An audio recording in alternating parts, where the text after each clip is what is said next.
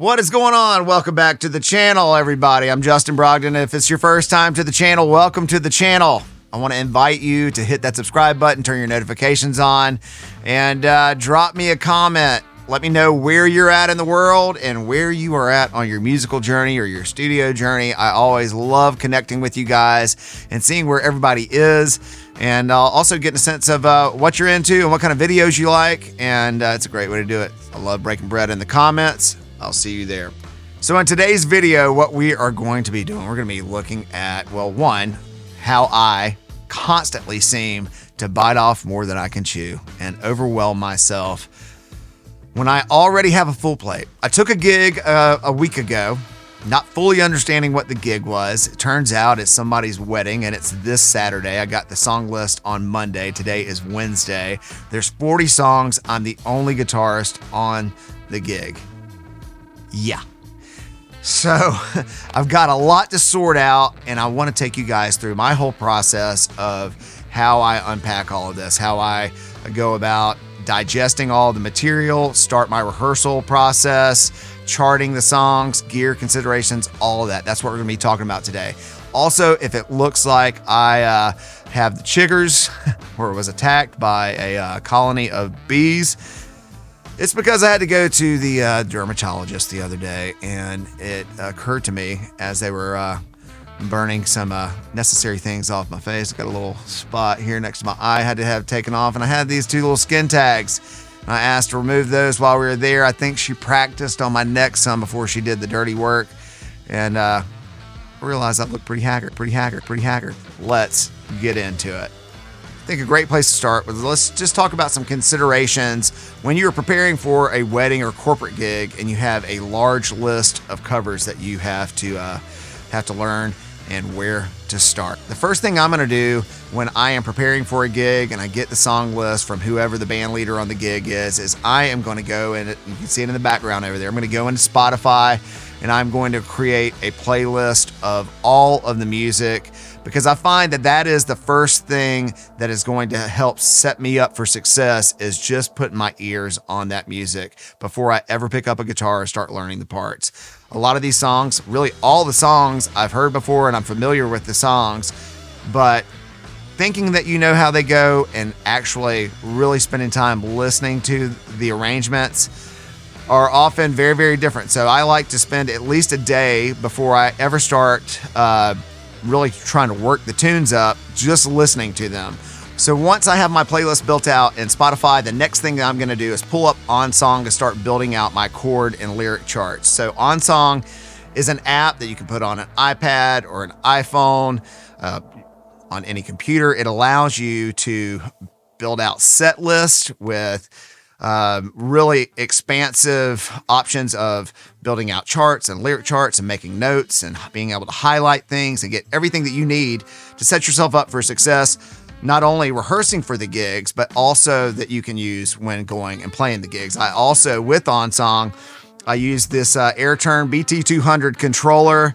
What this allows me to do is just, you can set these buttons to do any number of different things, but the way I have it set is the left one is going up and the right one is going down. So I'm able to scroll OnSong, and then at the bottom of each one of those songs, it advances to the next one. If I go up, it's going to advance back to the last one if I get to the top of the song.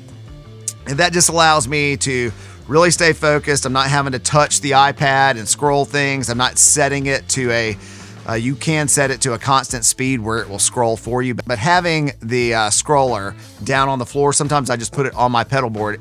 It makes things very, very easy for me. Also, when I'm putting my charts together, I like to use Ultimate Guitar Tab's website because it just takes a lot of time out of it for me. I can find the chord charts that have the lyrics in there and the chords. I can just copy and paste those into OnSong, and it just makes short work of having to build out charts. And when the chord changes are, I can go in and make all of my custom notes and any kind of other adjustments that I need, and without having to go in there and manually build those charts out. So if you have a favorite tab site that you like to use that. But I find that Ultimate Guitar Tabs really makes my job very, very easy when I'm getting prepared for gigs like this. Also, I'd love to know if you have another a lyric software that you use, if you use something other than OnSong that you find gives you more value or is more valuable to you, I would love to hear what that is. Drop me a comment. Let me know what you guys are using and why. Once I have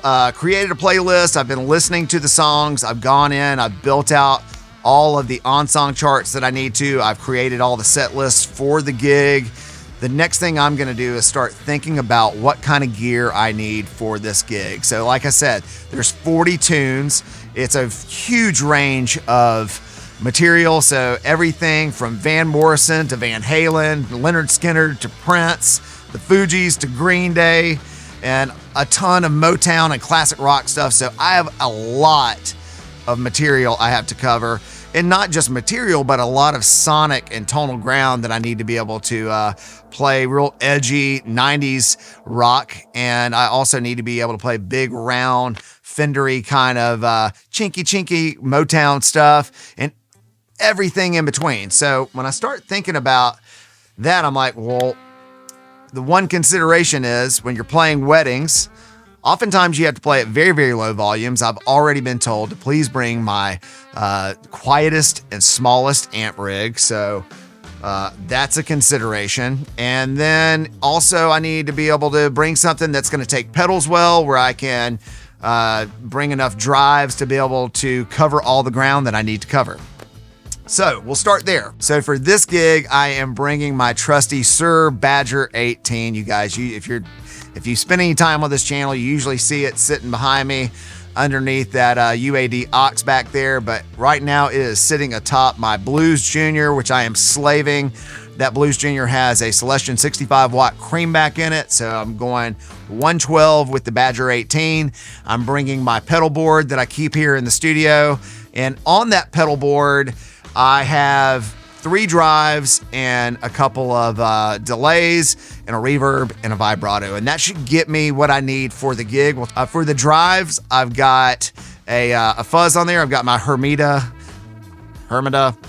however you pronounce it, audio Dover drive. And that drive, the thing that I love about that drive is it can be so many different things depending on where your volume knob is on the guitar. So if I roll off of the volume knob, it gets real thick but kind of clean, crunchy rhythm tones. Anywhere from that all the way up to blistering kind of fuzz leads that I need, which is great. Next to that, I have my Greer amps, Royal Velvet, and I always take the opportunity when given a chance to share with you guys that pedal, whether Nick Greer admits to it or not, was named after my band, the Royal Velvet.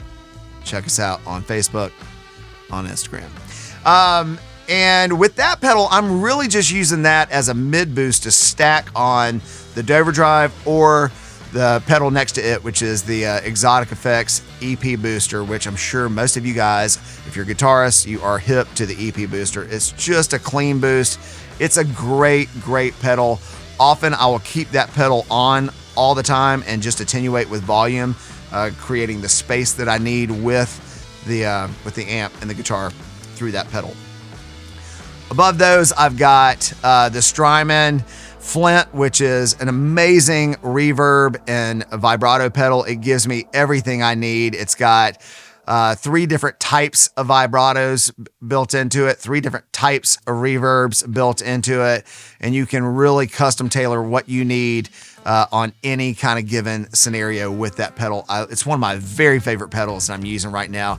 Next to the Flint is another Strymon pedal, an amazing tape echo pedal, the El Capistan. So I'm using that for my longer kind of tape delays, and I love having the tap tempo on it so I can make any kind of custom changes I need to while I'm playing songs. So if I want to stretch out those delays during a solo, I can do that. If I want to make them tight and kind of quick, I can also do that. And next to it, I've got my Vox Time Machine, and that is the Joe Satriani delay unit. And what I love about that pedal, I keep it set up as a slapback delay, but also having that tap tempo in there, you can adjust the size of the room that slapback exists in. And I just love that pedal for that. It's great all the way around, but the combo of having that as my slapback and then my longer delays using the El Capistan gives me everything I need.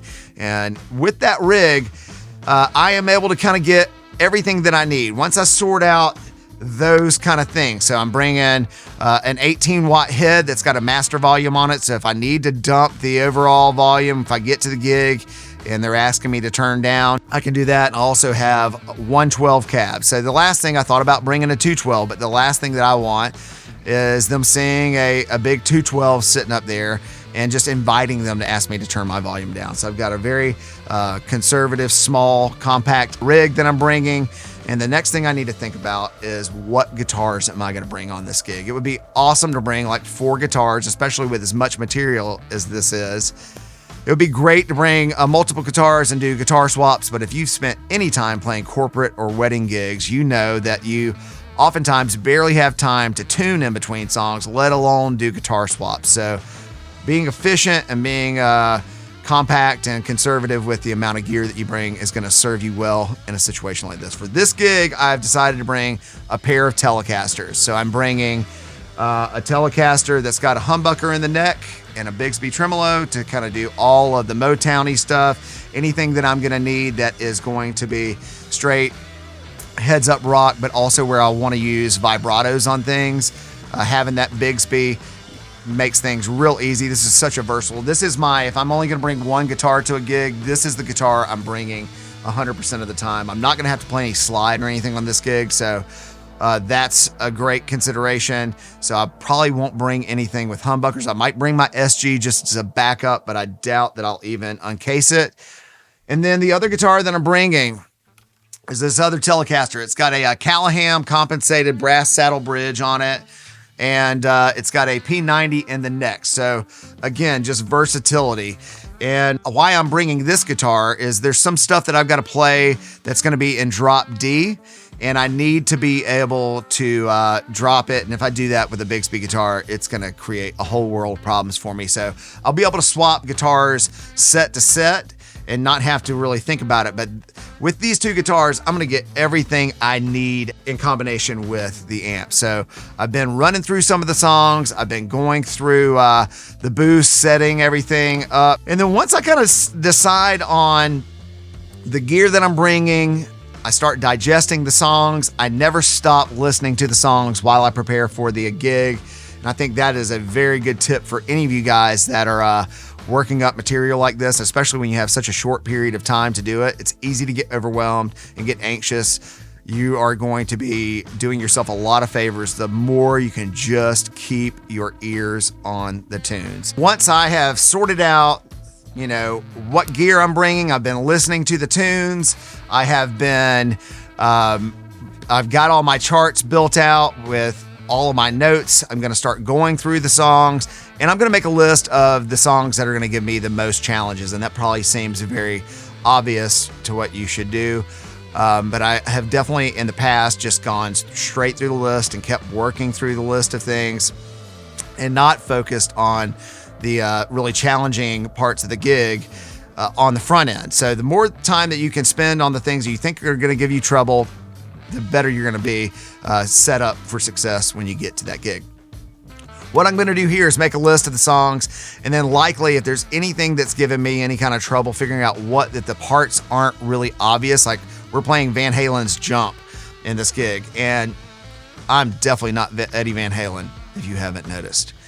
And I don't have those kind of chops like Van Halen does. I'm not a finger tapper, and so there's a lot for me to kind of work out, especially on Jump, which is a keyboard-driven song, but when they play it live, he plays a lot of guitar in it, so I got to figure out where do I fit in this part. So I'm hopping on YouTube and looking at all these guitar lessons and saving me a lot of time and hassle, being able to actually see somebody play through these parts, be able to slow it down and really digest. I learn a lot better by watching than I do reading tab charts. So that's what I'm going to do. I'm going to go through that list, and I'm going to really spend time sorting out these the mechanics of the parts and the arrangements that may be giving me troubles in the overall songs. And then I'm going to just start working my way through the set list, making sure I've got all the notes that I need set up to help trigger things if I'm at the gig and need to remember to do one specific thing, whether it's a guitar head that I need to remember to play, if there's a count in that I need to know, if there are little specific licks or when I need to lay out or anything like that, I can make those notes. I need to double check and make sure they're in there. And I'm going to grind for probably a solid day working through this material.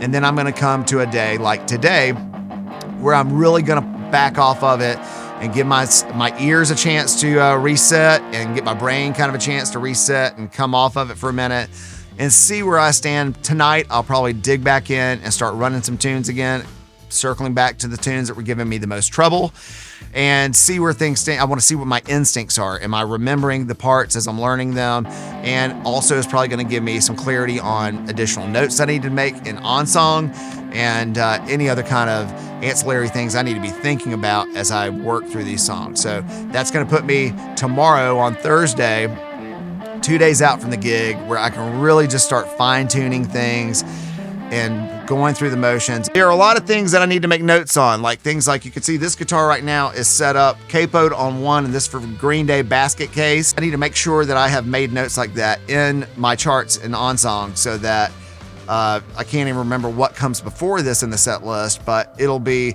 the only thing that I need to make sure I have capoed up. I need to make sure that I have this capo with me when I go to the gig. So all of those kinds of considerations as well. What I'll do then by Friday afternoon, I want to be set up for the gig. I'm gonna start packing up gear and just double check and making sure that I have everything I need for the gig. So when I get there, I'm not going, where in the hell did I put that capo? By this point, I should be in fairly good shape for the gigs, and anything that I'm not certain on, I can make sure that I have it listed in my charts, and I can lean on that iPad that'll be hanging off of a mic stand next to me throughout the whole night. I can use my air turn to navigate that, and I'll have the whole set built in there, and I can make short work, hopefully, of all of this. And that is how I get things done here. I'm curious for any of you guys that are watching this video that play in corporate and wedding bands, are there things that you guys do to prepare for gigs that you didn't see me mention? Is there any special software? Maybe you don't use OnSong, you use something else, or is there a different controller that you use? I would love to know what you guys do to help you be successful in the gigs that you're playing and hear how you do things. Because there's no right way to do this, but I do find that the one thing that really helps me more than anything is just listening. And sometimes it can be the thing that we think to do last. We all want to just grab the guitar and shred through things and think we know things, and I know that song, but the more time we can spend putting our ears on things and just letting it just sort of marinate in our brains, the better luck I seem to have on gigs like this. It's a lot of material and it's a lot to think about. So if you've made it this far in the video and you still have not hit that subscribe button, I want to ask you to hit the subscribe button now. Turn on your notifications so you get notified when the videos come out. Hit the like button if you like the video. I'm guessing if you're still watching, you probably do like the video. And drop me a comment. I'd love to know any of your insights that you have for preparing for any kind of gigs, learning material. Are there any kind of hacks that you have, any software that you use to make your life easier, any kind of iPad programs that you use? I'm not someone who typically likes to have an iPad on stage with me. I certainly don't do that when I'm playing with my original bands. But in the corporate world and these wedding band worlds, it's just such a powerful, amazing tool. I have to kind of get over myself and go, you need to use this. It's going to make your life a lot easier. So you guys drop me a comment. Let me know what you guys thought about the video and also what you guys do to prepare for your own gigs. And that's it. I'm Justin Brogdon. Until next time, you guys know what to do. Y'all keep being kind to each other. Keep doubling down on your dreams. Keep making music. And we will be seeing you in the next one. Peace.